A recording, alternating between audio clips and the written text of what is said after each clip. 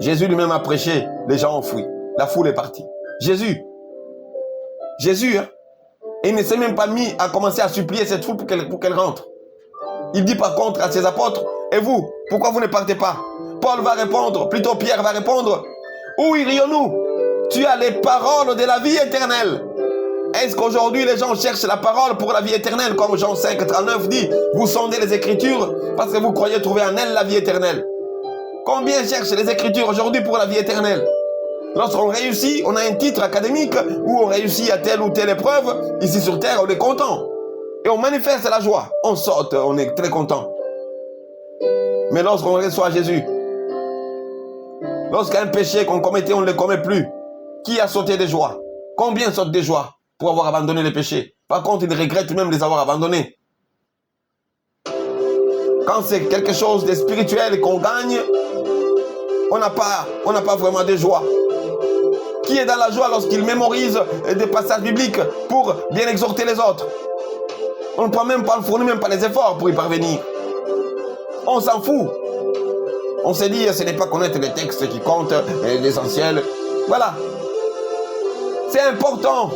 Il faut que la parole soit écrite, inscrite dans nos cœurs, gravée dans nos cœurs, pour que partout nous soyons en mesure de la répandre aux yeux aux autres.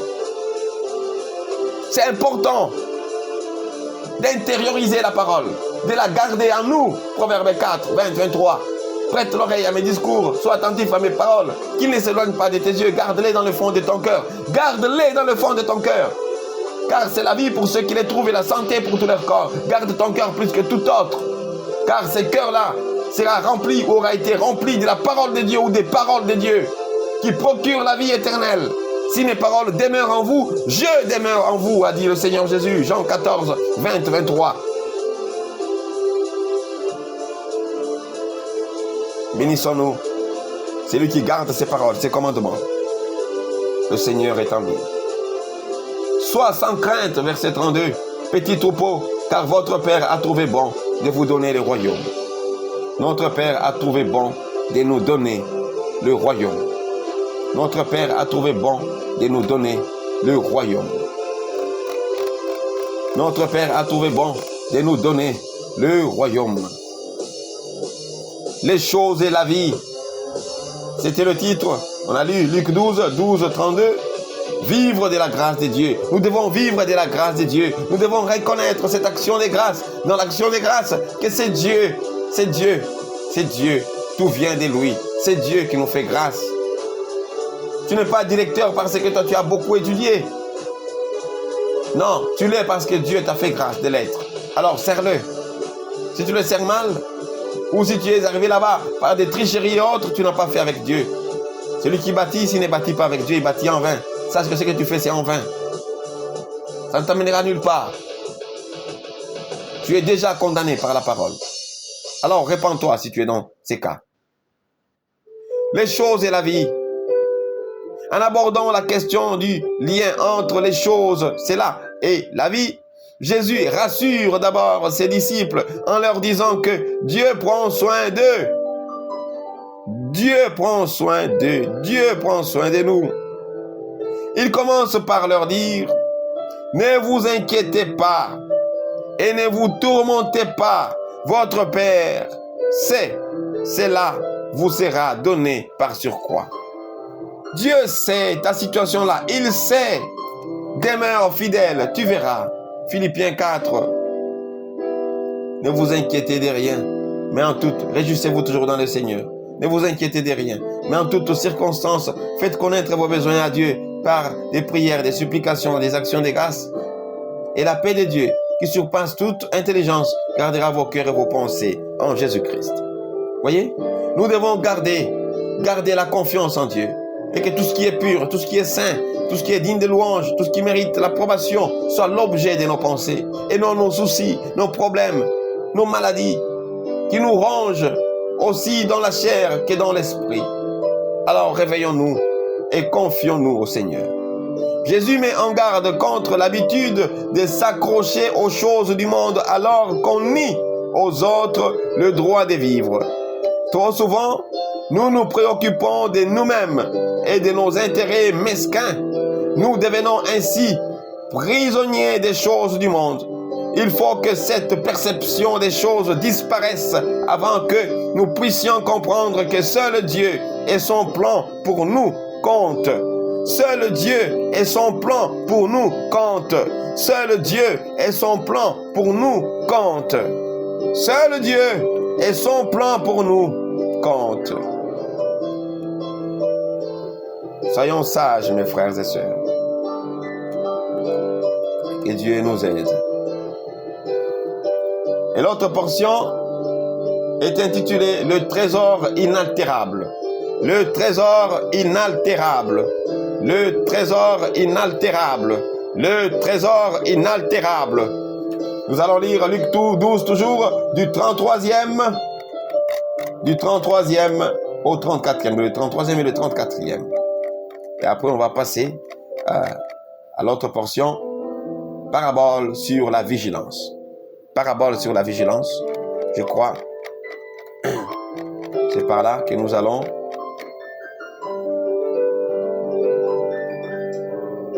passer à un autre titre. Pourquoi Jésus est venu? Et ainsi de suite. Sans plus tarder, nous continuons avec le point qui suit. Le trésor inaltérable. Luc 12, 33, 34. Vendez ce que vous possédez et donnez-le en aumône. Faites-vous des bourses inusables, un trésor inaltérable dans les cieux. Là, ni voleur n'approche, ni mythe n'est détruit.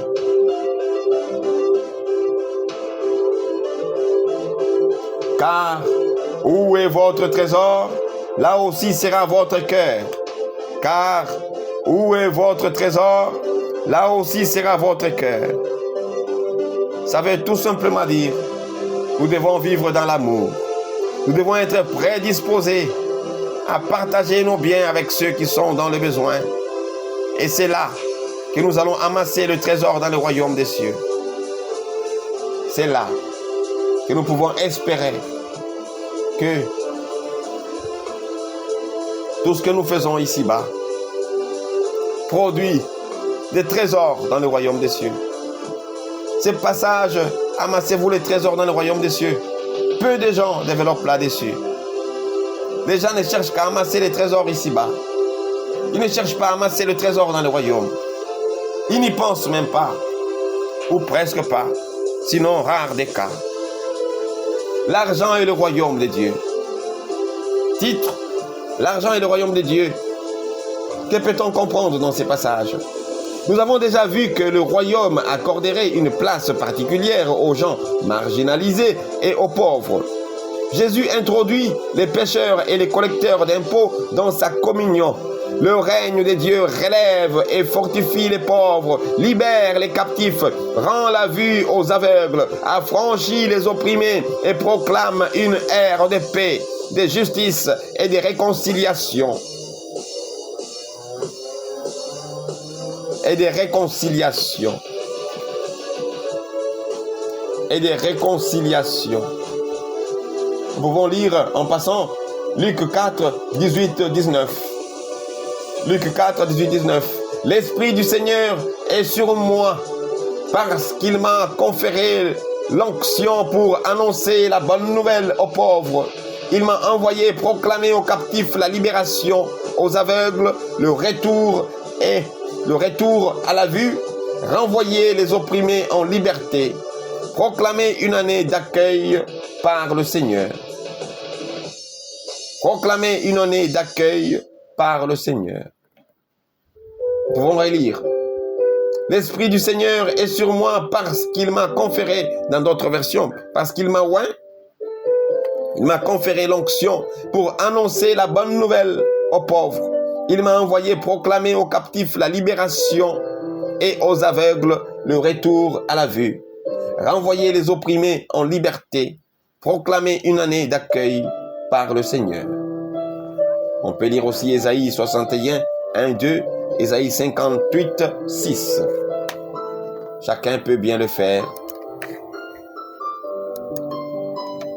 personnellement. Le souci constant des pauvres et l'appel ténace à un changement radical adressé aux riches et aux puissants figurent parmi les caractéristiques largement reconnues de l'Évangile selon Luc.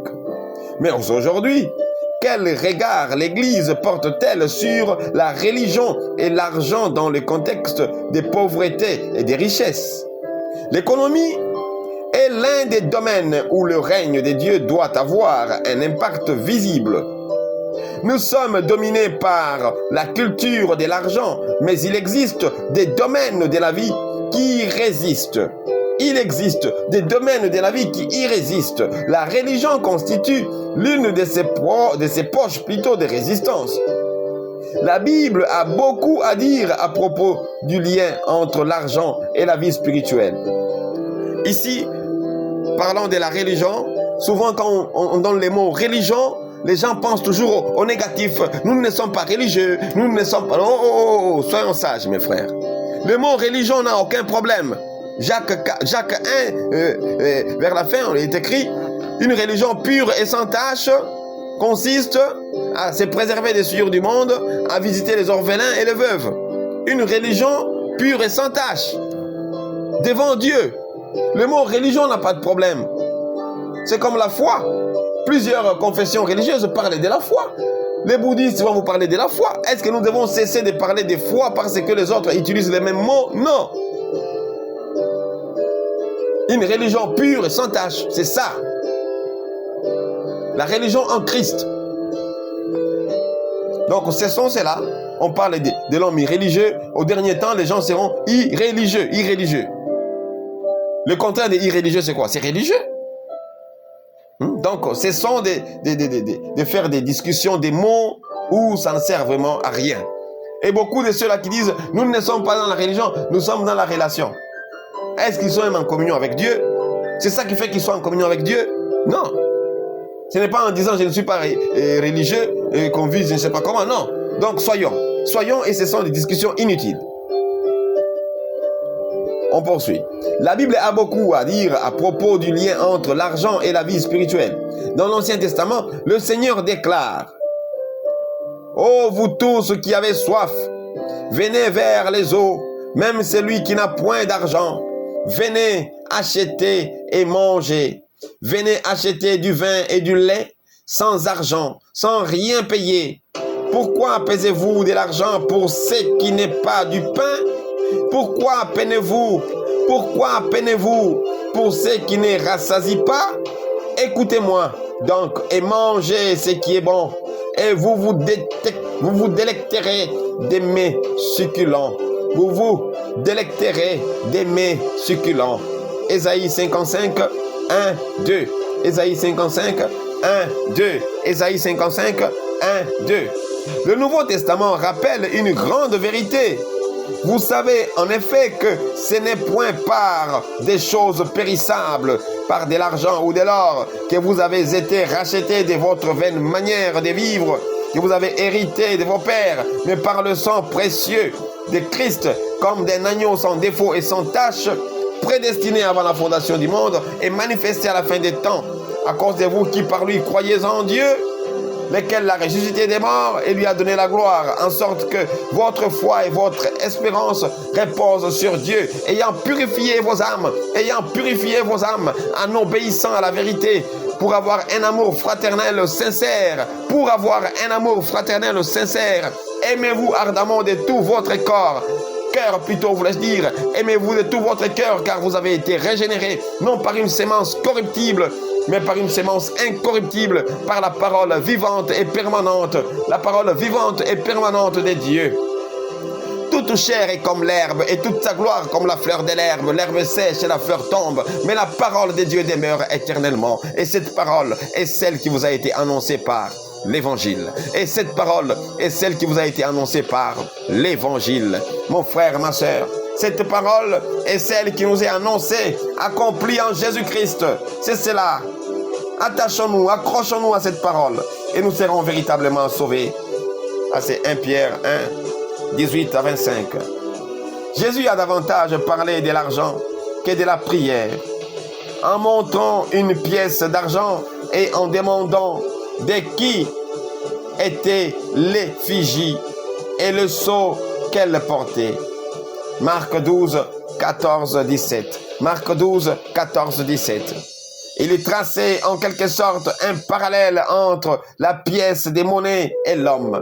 Entre la pièce des monnaies et l'homme. L'être humain est comme une pièce des monnaies, pourtant l'image et l'inscription des dieux.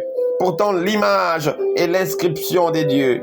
Pourtant plutôt l'image et l'inscription des dieux. Je me répète, l'être humain est comme une pièce des monnaies. L'être humain est comme une pièce des monnaies portant l'image et l'inscription des dieux. Portant l'image et l'inscription des dieux. Mais quand la vie devient comme une pièce des monnaies, il est relativement facile de superposer sur la pièce une autre image et une autre inscription.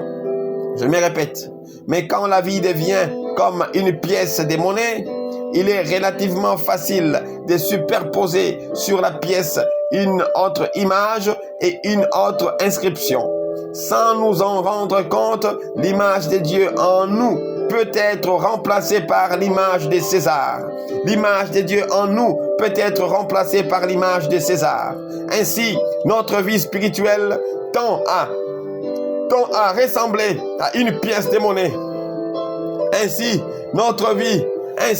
notre vie spirituelle tend à ressembler à une pièce de monnaie.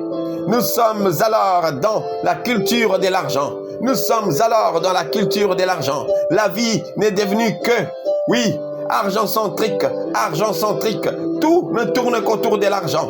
Au point que, avant chaque action, on doit se poser la question, que vais-je gagner en argent? Que vais-je gagner en argent? Quel intérêt aurais-je en argent? Tout ce que je fais, chanter, louer, danser, qu'est-ce que je vais gagner en argent? Tout devient que argent et on tombe dans ce que le Seigneur nous avait dit. Tu ne peux pas servir de maître, Dieu et maman ou Dieu et l'argent. Nous ne pouvons pas servir Dieu et l'argent. Nous sommes là pour servir Dieu et l'argent que nous pouvons posséder. Nous devons nous en servir pour servir Dieu et non nous servir de Dieu pour servir l'argent, mes frères et sœurs. Ne faisons pas le contraire. Le royaume des cieux d'abord, le reste après. Et non pas prendre le reste et faire du royaume des cieux juste un appât pour s'enrichir matériellement. S'enrichir des richesses qui périssent. Réveillons-nous. Jésus plaide pour deux vertus. Prendre soin des autres et se sacrifier pour eux. Il déclare alors, le Fils de l'homme est venu non pour être servi, mais pour servir et donner sa vie en rançon pour beaucoup. Marc 10, 45. Marc 10, 45. Les voleurs de foi, de grâce et d'amour se dressent contre les valeurs corruptrices de l'argent.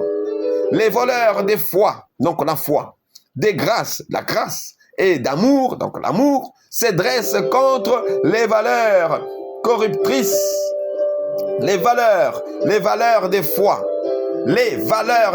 voulais-je dire, les valeurs de foi, de grâce et d'amour, donc les valeurs de la foi, de la grâce et de l'amour se dressent contre les valeurs corruptrices de l'argent. La Bible nous présente l'image d'une nouvelle société dans laquelle l'argent devient notre serviteur, pour améliorer notre solidarité et notre liberté, au lieu d'être notre maître et notre Dieu pour nous façonner à son image. Malheureusement, l'Église a adopté une attitude ambiguë à l'égard de l'argent. Parfois, elle considère Dieu et l'argent comme interchangeables, équivalents. Certains se croient même maudits par manque d'argent. Maudit, je suis maudit parce qu'il n'a pas l'argent. Donc, ne peut être béni que celui qui a l'argent. L'argent devient synonyme de bénédiction. Et pourtant, beaucoup ne connaissent même pas Dieu, mais s'en remplissent les poches comme pas possible. Des théologies concurrentes se bousculent à l'intérieur de la culture de l'argent. L'évangile de la prospérité affirme que les gens sont riches parce que Dieu les récompense par de l'argent, alors que l'évangile, en soulignant que Dieu est du côté des pauvres et des malheureux, révèle qu'il a rassasié des biens les affamés, renvoyé à vide les riches. À vide les riches. Là, on est dans Luc 1, 53. Luc 1, 53. Quelle est la théologie correcte? Quelle est la théologie correcte? Quelle est la théologie correcte? Mes frères et sœurs, nous devons nous poser cette question aujourd'hui. Avec cette théologie de la prospérité, cet évangile de la prospérité, tout est perdu. Les églises locales ne sont là que pour proclamer, exhiber leur richesse, montrer combien eux ont réussi parce qu'ils ont le bâtiment le plus beau ou le plus vaste que les autres églises locales. On regarde et les autres, ça excite et ça incite en eux, oui, le désir, l'envie de vouloir être comme les autres. Et les autres se croient qu'eux n'ont pas réussi parce qu'ils se réunissent sous une bâche. Eux n'ont pas réussi parce qu'ils se réunissent dans une petite maison. Eux n'ont pas réussi parce qu'ils se réunissent dehors. Voilà, eux ils ont réussi parce qu'ils se réunissent dans un beau bâtiment climatisé, rempli d'ordinateurs, rempli d'écrans géants. Mes frères et sœurs, ce n'est pas ça être sauvé, ce n'est pas ça servir le Seigneur, même sous le soleil. Qu'êtes-vous allé voir au désert à crier Jésus? Qu'êtes-vous allé voir au désert? C'était Jean-Baptiste qui prêchait au désert. Au désert, mes frères et sœurs. Les gens quittaient leur ville pour aller écouter la parole au désert. Jésus lui-même, il a prêché partout. Les apôtres ont prêché partout. Nous n'avons pas besoin de rester seulement dans des bâtiments. Si nous en avons, tant mieux. Mais n'en faisons pas une religion, n'en faisons pas une culture, n'en faisons pas une doctrine qui ne peuvent se réunir que ceux-là qui possèdent le plus beau bâtiment et perdre tout notre argent pour bâtir des bâtiments pendant que ça n'a aucun fondement biblique. Réveillons-nous et servons le Seigneur selon sa volonté. Devant notre langage ambigu, le message de l'évangile est clair. Marthe ne pêche pas en possédant une maison dans laquelle Jésus est heureux de passer un temps. Et Jésus ne condamne pas le chrétien qui a des biens et des trésors. Au contraire, nous devons jouir de la création. Mais nous sommes aussi appelés à partager ces ressources pour que nous ne demeurions pas riches alors que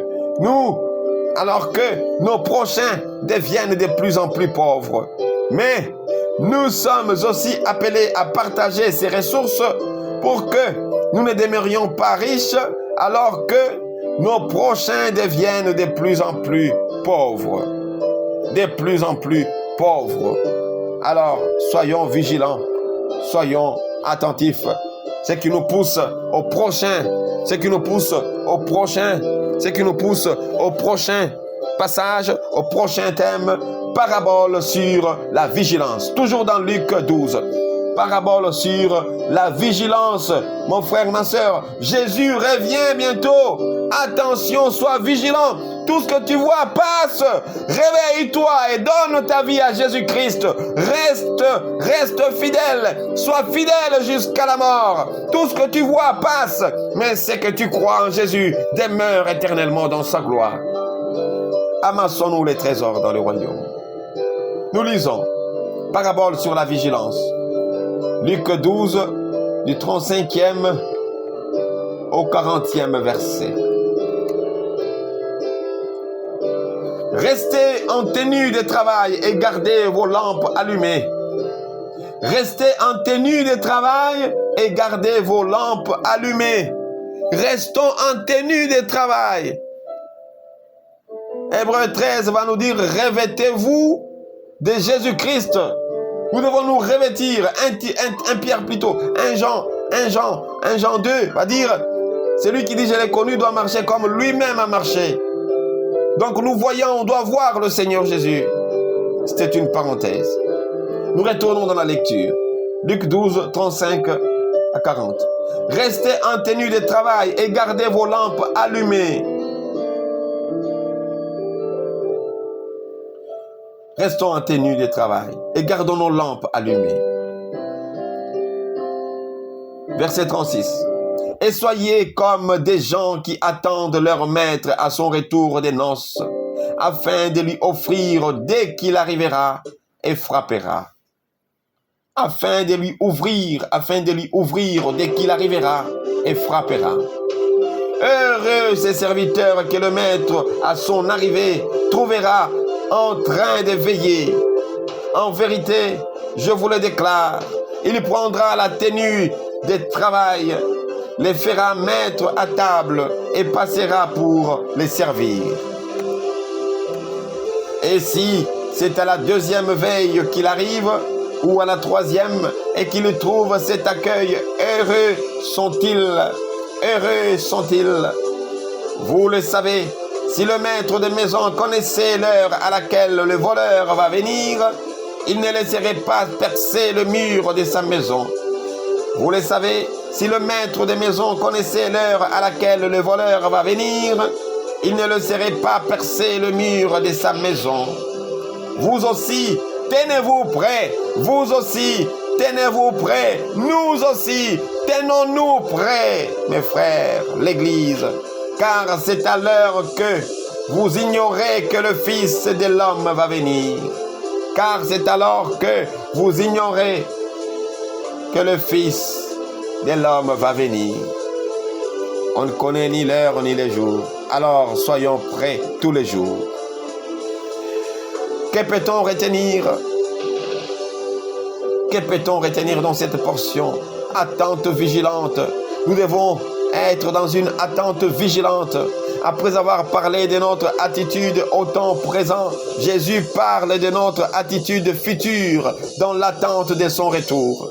Oui, aujourd'hui tu te bats, mais il est écrit, n'oublie pas, sois fidèle jusqu'à la mort. Vous serez haïs tous, mais celui qui persévérera jusqu'à la fin sera sauvé. Nous serons haïs tous, mais celui qui persévérera jusqu'à la fin sera sauvé. Mon frère, ma soeur, nous devons aller croissant comme 1 Corinthiens 15, 58 le dit. Travailler de mieux en mieux à l'œuvre du Seigneur, et cela ne sera pas vain. Nous devons travailler de mieux en mieux, et non nous régresser, et non reculer. Nous devons aller de l'avant, nous battre jusqu'à la fin. Jusqu'à la fin. La nécessité de veiller. Jésus se sert des deux illustrations frappantes pour expliquer l'attitude qu'il souhaite découvrir en nous alors que nous attendons son retour. La première est l'exemple des serviteurs qui guettent le retour de leur maître d'un festin de noces. Le maître ne sera pas heureux si, rentrant chez lui entre 21h et 3h, et après avoir frappé à la porte, il doit attendre que les serviteurs sortent de leur sommeil, trébuchent dans l'obscurité, enfilent rapidement un vêtement et allument une lampe avant d'aller lui ouvrir. Il s'attend à ce qu'ils aient une ceinture à leurs reins, que leur lampe soit allumée jusqu'à ce qu'ils viennent. Jusqu'à ce qu'ils viennent. S'il les trouve ainsi, il les félicitera pour ce qu'ils auront fait. Il les félicitera pour ce qu'ils auront fait. Jésus renforce cette idée par une deuxième illustration. Comme nous ignorons à quel moment un voleur peut s'introduire dans la maison, nous devons toujours être sur nos gardes. Nous devons de même nous tenir prêts pour attendre le Fils de l'homme, car il viendra à l'heure où vous n'y penserez pas. Il viendra à l'heure où nous n'y penserons pas, mes frères et sœurs. Réveillons-nous. En Afrique, les enfants attendent leur père parti pour un long voyage et savent qu'il leur apportera des bonnes choses à son retour. Ils ne savent pas exactement quand il reviendra, mais ils ont toujours un œil fixé sur la route, même quand ils jouent. Ils évitent de se disputer ou de faire quoi que ce soit qui pourrait décevoir leur père et gâcher leur joie au moment où il leur donnera les surprises qu'il a apportées. Nous devons leur ressembler dans notre attente à la venue de Jésus. Nous devons leur ressembler. Nous devons nous préparer. Nous devons nous préparer. Nous devons nous préparer. Nous pouvons poursuivre la lecture du 41e verset au 48e. Pierre dit alors, Seigneur, est-ce pour nous que tu dis cette parabole ou bien pour tout le monde? Le Seigneur lui dit, quel est donc l'intendant fidèle avisé que le maître établira sur sa domesticité pour distribuer en temps voulu les rations de blé? Heureux ce serviteur que son maître en arrivant trouvera en train de faire ce travail. Vraiment, je vous le déclare, il l'établira sur tous ses biens. Mais si ce serviteur s'est dit en son cœur, mon maître tarde à venir, et qu'il se mette à battre les garçons et les filles des services, à manger, à boire et à s'enivrer, le maître de ses serviteurs arrivera au jour qu'il n'attend pas et à l'heure qu'il ne sait pas. Il le chassera et lui fera partager le sort des infidèles. Ces serviteurs qui connaissaient la volonté de son maître et qui pourtant n'a rien préparé ni fait selon cette volonté recevra bien des coups. Recevra bien ses coups. Ces serviteurs, verset 47, ces serviteurs qui connaissaient la volonté de son maître. Nous connaissons ce qui est écrit. Nous connaissons tout ce que la Bible nous dit. Nous avons écouté des prédications et des prédications. Nous avons la Bible avec nous. Les chrétiens, les premiers chrétiens n'avaient même pas cela. Nous avons tout ça. Nous avons des commentaires bibliques. Nous avons. Mais que faisons-nous de tout ce que nous possédons sur la connaissance de notre Dieu? Nous n'avons même pas le temps de lire, moins encore de méditer. Lire déjà, c'est un problème. Combien ce serait difficile de méditer, de prendre son temps pour chercher à comprendre qu'est-ce que le Seigneur veut me dire dans cette parole de l'Écriture. On dit que ça, c'est pour les pasteurs, ça, c'est pour les prophètes, ça, c'est pour. Et lorsqu'on rencontre un charlatan, un menteur, on est emporté facilement. Mon peuple périt parce qu'il lui manque des connaissances. Ésaïe 9,15. Ce peuple, ceux qui dirigent ce peuple l'égarent, et ceux qui se laissent diriger se perdent. Ceux qui dirigent ce peuple l'égarent, et ceux qui se laissent diriger se perdent. Vous voyez? Et Jésus a dit, si un aveugle conduit un aveugle, ils tomberont tous deux dans la fosse.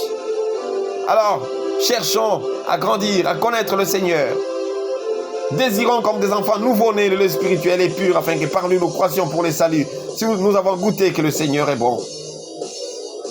Ces serviteurs, verset 47, qui connaissaient la volonté de son maître et qui pourtant n'a rien préparé ni fait selon cette volonté, recevra bien des coups. Nous connaissons que la fornication n'est pas bien. Nous connaissons que le vol, la tricherie, nous connaissons tout ça. Mais pourtant, nous vivons dans ça. Et nous nous en foutons. Et nous nous disons, nous sommes sauvés parce que Dieu est compatissant. Dieu est miséricordieux. En oubliant qu'il a dit à la femme prostituée qu'on voulait lapider, va et ne pêche plus. La miséricorde de Dieu, ce n'est pas pour nous encourager à pécher, mais c'est pour nous encourager à ne pas pécher, à lutter encore davantage contre le péché. Va et ne pêche plus. Celui qui cache ses transgressions ne prospère pas, mais celui qui les avoue et les délaisse obtient miséricorde. Réveillons-nous donc. Verset 48. Celui qui ne la connaissait pas et qui a fait de quoi mériter des coups en recevra peu.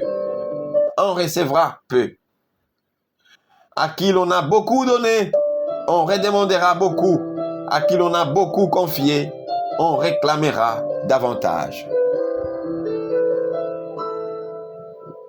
Tous ceux qui se disent, moi je connais ceci, moi je connais cela, moi je connais ceci, cela, moi j'ai beaucoup de richesses, moi j'ai beaucoup de connaissances. Que faites-vous de tout ce que vous possédez pour glorifier le Seigneur? Car nous aurons tous des comptes à rendre, chacun selon ce qu'il aura reçu pour servir.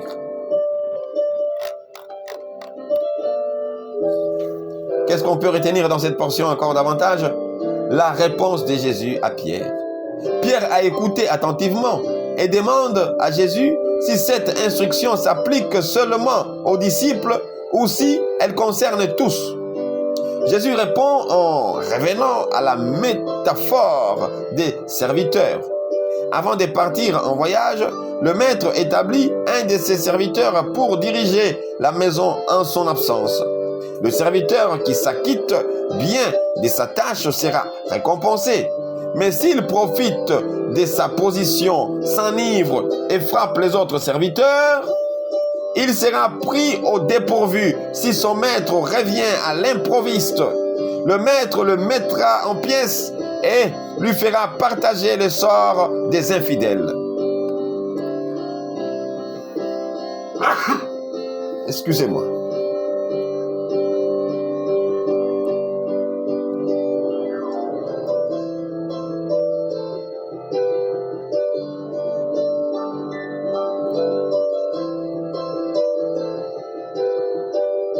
Voilà, nous poursuivons. Excusez-moi, aujourd'hui je suis un peu souffrant, donc comprenons. Prêche en toute occasion favorable ou non de Timothée 4. Censure, reprend, car il viendra un temps où les gens ne supporteront pas la saine doctrine, mais ayant la démangeaison d'entendre des choses agréables, ils se donneront une foule de docteurs selon leur propre, désir. Mais toi, supporte les souffrances. Voilà. Quand on sert le Seigneur, il y a diverses souffrances. Il y a la maladie, il y a des problèmes, des coupures du courant qui viennent seulement quand vous voulez méditer. Il y a beaucoup de choses. Et il faut travailler. Oui, même à contre-courant. Il faut persévérer. Il faut persévérer. Le serviteur qui s'acquitte bien de sa tâche sera récompensé.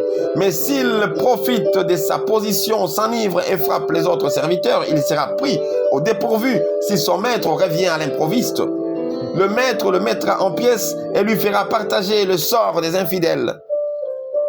Il ne faut pas prendre l'expression « mettre en pièces » au sens littéral, mais comme une image indiquant un châtiment sévère, puisque le serviteur infidèle se retrouve parmi les incroyants. Jésus n'affirmait pas ici que les chrétiens infidèles perdront leur salut, mais qu'ils ne jouiront pas de la récompense accordée aux serviteurs fidèles.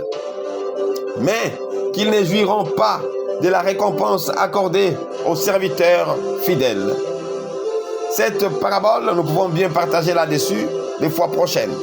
Cette parabole doit servir d'avertissement pour les responsables africains qui recherchent le pouvoir par intérêt au lieu d'y voir une merveilleuse occasion de servir leur peuple.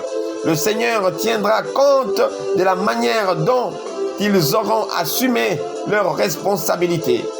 Jésus aborde alors directement la question, et quant à ce que je venais de dire, il ne faut pas seulement se limiter aux autorités africaines, c'est dans le monde entier.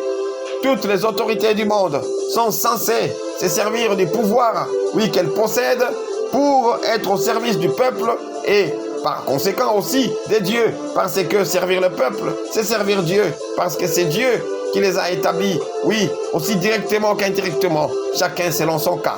Que Dieu soit béni. Voilà pourquoi il nous demande même, d'honorer toutes ces autorités-là. Et c'est à lui seul de les juger, c'est à lui seul de rendre à chacune de ces autorités selon ce qu'elles auront ou ce qu'elle aura fait. Que le nom du Seigneur soit béni. Jésus aborde alors directement la question de Pierre. Son commandement s'adresse à tous, mais Dieu évaluera la responsabilité de chacun en fonction de la connaissance qu'il avait de la volonté divine. Quiconque se rend coupable de négligence sera puni, mais ceux qui savaient mieux ce que le maître attendait d'eux et qui ne l'ont pas fait seront punis plus sévèrement que ceux qui en savaient moins. Pierre et les autres disciples seront considérés avec plus de sévérité parce qu'ils auront joui de privilèges plus grands. Ces mêmes principes s'appliquent aux pasteurs, enseignants, leaders et à tous ceux qui exercent l'autorité. Plus nos privilèges sont grands, plus Dieu exige de nous. Plus nos privilèges sont grands, plus Dieu exige de nous. Plus Dieu exige de nous. Et on passe maintenant, pourquoi Jésus est venu. Pourquoi Jésus est venu. pourquoi Jésus est venu. Pourquoi Jésus est venu. C'est un feu, là nous allons lire toujours dans Luc 12, du 49e. Je sais que d'habitude on n'est pas habitué à partager beaucoup sur la parole de Dieu. On trie un verset et on commence à commenter. Vraiment, la parole de Dieu, moi je crois qu'on doit plus parler sur la parole de Dieu que sur nos explications. La parole de Dieu doit remplir nos cœurs. Donc, souffrez ou souffrons que nous soyons dans une prédication qui ne se focalise pas trop sur des explications, mais sur la parole elle-même. Sur la parole elle-même. Que la parole elle-même nous enseigne par le Saint-Esprit, bien sûr. Alors, lisons, ne nous fatiguons pas, c'est la parole de Dieu. Comment peut-on nous fatiguer à écouter Dieu? C'est comme ça qu'on est toujours habitué, on lit un petit verset et on partage de longues explications au point que les gens partent plus avec nos explications qu'avec la parole de Dieu. Pourquoi Jésus est venu? Pourquoi Jésus est venu? La parole elle-même va le dire. Luc 12, à partir du 49e verset jusqu'au 53e. Lisons. Pourquoi Jésus est venu? C'est un feu que je suis venu apporter sur la terre et comme je voudrais qu'il soit déjà allumé. On peut lire aussi Ésaïe 66, 15, 16, Ézéchiel 38, 22, Ézéchiel 39, 6, oui, Luc 3, 16, Acte 2, 3, 19. Nous allons lire tout ça. C'est un baptême que j'ai à recevoir. Et comme cela me pèse jusqu'à ce qu'il soit accompli. Là, on est dans le passage. Luc 12, 49, 50. C'est un baptême que j'ai à recevoir. Et comme cela me pèse jusqu'à ce qu'il soit accompli. Pensez-vous que ce soit la paix que je suis venu mettre sur la terre? Non, je vous l'ai dit, mais plutôt la division. Nous pouvons lire aussi Jean 3,16 que nous connaissons bien. Mais si on donne d'abord ces autres passages, c'est pour mieux comprendre par rapport à ces textes. Car désormais, s'il y a 5 personnes dans une maison, elles seront divisées, 3 contre 2 et 2 contre 3. On se divisera père contre fils et fils contre père, mère contre fille et fille contre mère, belle-mère contre belle-fille et belle-fille contre belle-mère. On peut lire Michée 7, 6, Agé 2, 22, Luc 21, 16. Donc Jésus est venu pour nous sauver. Ça, c'est ce qu'on trouve dans Jean 3, 16. Dieu a tant aimé le monde qu'il a donné, qu'on croit ne périsse point, mais qu'il est la vie éternelle. Mais quand Jésus vient, il n'y aura pas toujours de paix dans les relations diverses des humains, puisqu'il y a un côté qui va recevoir Jésus et l'autre côté qui ne va pas le recevoir. C'est qui crée 2 camps opposés et ça crée une petite guerre que nous sommes appelés à supporter. Voilà pourquoi 2 Timothée 3, 12 va dire « Tous ceux-là qui veulent vivre pieusement en Jésus-Christ seront persécutés. » C'est de là que vient la persécution. Mais celui qui persévérera jusqu'à la fin sera sauvé. Sera sauvé. Donc, ne l'oublions pas. Que Dieu soit béni. Donc, la mission de Jésus. Dans l'attente de Jésus, les disciples ne doivent pas s'attendre à une vie facile. Nous ne devons pas nous attendre à une vie facile quand nous recevons Jésus. Le Seigneur déclare ouvertement que sa mission vient jeter un feu sur la terre. Sa mission, verset 49, vient jeter un feu sur la terre. Elle provoquera des divisions, y compris entre les membres d'une même famille. L'homme aura pour ennemi les gens de sa propre maison. Il engage un changement si radical que les disciples ne pourront éviter la persécution de la part de ceux qui maintiennent le statu quo, ceux-là qui ne veulent pas que les choses changent. Mais ces changements sont si importants que les disciples ne doivent pas abandonner malgré l'opposition de leurs proches. Le résultat final de leur relation avec Jésus est digne de tout ce qu'ils endurent sur terre. Et si nous regardons tout ce qui précède, nous pouvons bien comprendre encore davantage. On passe à un autre titre, la décision à prendre. Quelle décision prendre après tout ce qu'on vient d'écouter, mon frère, ma soeur? La décision à prendre, discerner les signes de ces temps. Discernez les signes de ces temps, mon frère, ma soeur. Discernons et prenons décision. Suivons le Seigneur d'une manière véritable. Faisons-nous baptiser par motif de conscience, d'une bonne conscience envers Dieu, et non par formalité tout simplement. Et nous serons véritablement sauvés. Nous sommes maintenant toujours dans Luc 12, du 54e au 56e verset. Il dit encore aux foules, quand vous voyez un nuage s'élever au couchant, vous dites aussitôt, la pluie vient. Et c'est ce qui arrive. Et quand vous voyez souffler le vent du midi, vous dites, il va faire une chaleur accablante. Et cela arrive. Esprit perverti, vous savez reconnaître l'aspect de la terre et du ciel et le temps présent. Comment ne savez-vous pas le reconnaître? Comment ne savez-vous pas le reconnaître? Esprit perverti, vous savez reconnaître l'aspect de la terre et du ciel et le temps présent. Comment ne savez-vous pas le reconnaître? Nous sommes sages dans ceci, dans cela. Mais quand on nous parle des choses de Dieu, on a toujours tendance qu'on ne connaît pas. Sinon, c'est la négligence tout simplement.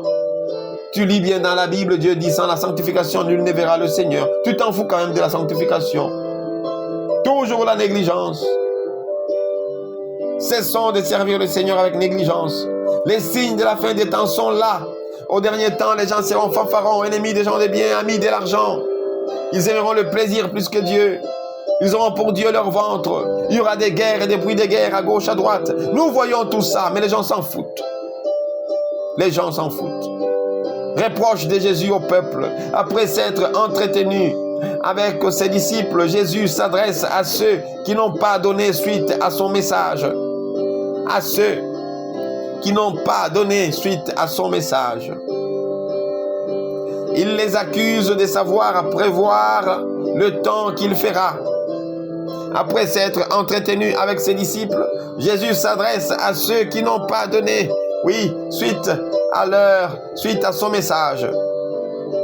Il les accuse de savoir prévoir le temps qu'il fera, mais d'ignorer ce qui importe dans ces temps-ci.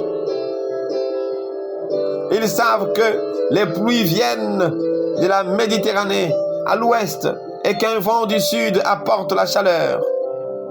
Ils devraient faire preuve de la même perspicacité dans l'interprétation des choses spirituelles. S'ils ne le font pas, ils prétendent s'intéresser à ces choses et peuvent donc être appelés hypocrites. Au sujet du jugement des dieux et du retour de Christ, ils devraient montrer la même perspicacité quand ils prévoient le temps ou discutent d'un problème juridique. Ils ne devraient pas attendre le verdict de Dieu pour se réconcilier avec leurs adversaires. C'est maintenant le moment favorable de faire la paix en croyant en son Fils Jésus-Christ. Comme Hébreu nous dit, aujourd'hui, lorsque vous entendrez sa voix, n'endurcissez pas votre cœur. Mon frère, ma soeur, c'est aujourd'hui qu'il faut s'engager. C'est aujourd'hui qu'il faut se repentir. Ce n'est pas demain.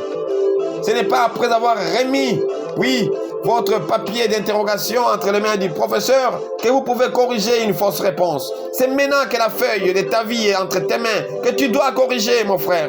Mieux vaut une réponse raturée, mais qui soit correcte, qu'une fausse réponse. Effaçons les mauvaises réponses. Écrivons les bonnes. C'est le moment. Et n'attendons pas la correction, les jugements pour pouvoir le faire. Il sera trop tard. Et nous terminons par la dernière portion du 57e au 59e verset avec comme titre « Réglez vos affaires avant le jugement ». Réglons nos affaires avant le jugement. Réglons nos affaires avant le jugement. Pourquoi aussi ne jugez-vous pas par vous-même dès ce qui est juste. Ainsi, quand tu vas avec ton adversaire devant le magistrat, tâche de te dégager de lui en chemin, de peur qu'il ne te traîne devant le juge, que le juge ne te livre au garde et que le garde ne te jette en prison.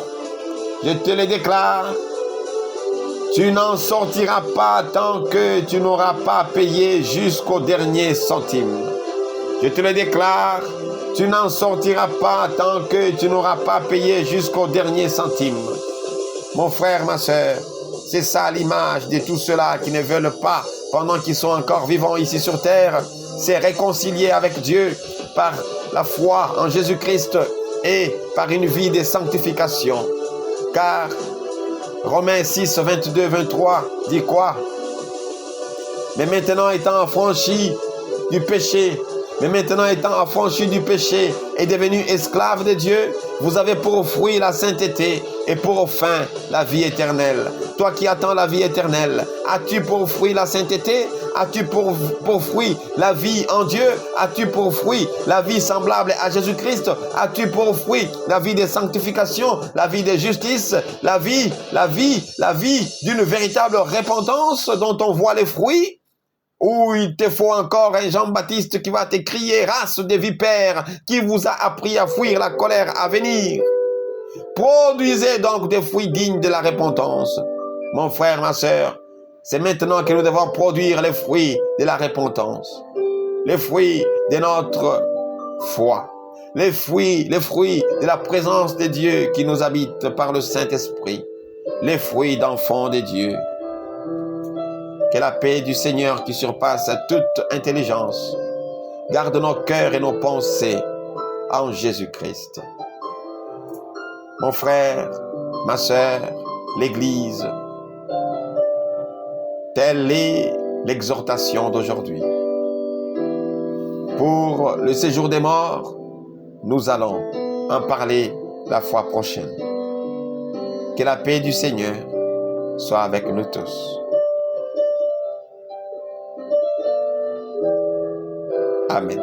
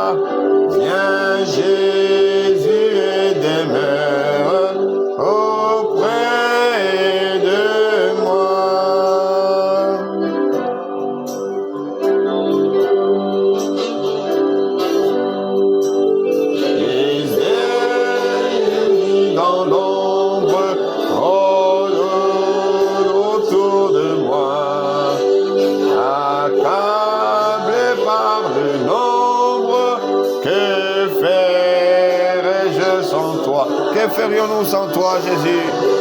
Ce n'est ni par la force, ni par la puissance, mais par ton esprit. Seigneur, après avoir écouté tout ce que tu nous as dit, nous avons besoin de ta force. Nous avons besoin de ton Esprit Saint afin que nous parvenions à marcher dans cette nouveauté de vie d'une manière qui te soit agréable. Merci, Seigneur Jésus. Au nom de Jésus. Amen. Pendant les jours d'orage, d'obscurité et d'effroi, oui, Seigneur, quand faiblit mon courage, que ferais-je sans toi? Ferais-je sans toi? Chaque jour, à chaque heure, oh, j'ai besoin de toi. Viens, Jésus, et demain, auprès de moi. Viens, Jésus, et demeure auprès de nous. Oui, Seigneur, aide-nous par ton esprit à garder tes paroles demeurant en nous, afin que ta présence demeure en nous. Car tu nous as dit, si tes paroles demeurent en nous, tu demeures en nous. Aide-nous, Seigneur, à y parvenir. La paix dans la souffrance et la vie à jamais, Seigneur. À jamais. Chaque jour, à chaque heure, oh, j'ai besoin de Jésus. Viens, Jésus, et des mains auprès de moi.